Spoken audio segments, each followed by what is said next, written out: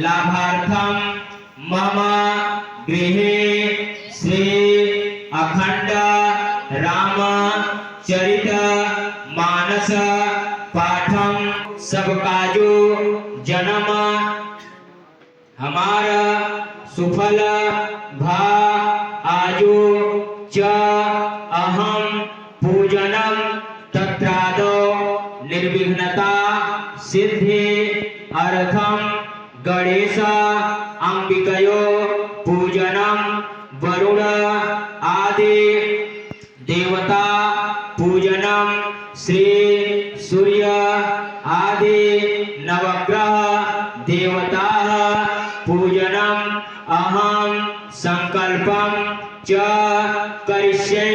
छोड़ दो नीचे। ओम जाग्रतो दूरम उदयति दैवं तदुसुतस्य तथैव इति दूरांगमं ज्योतिषां ज्योतिरेकम्।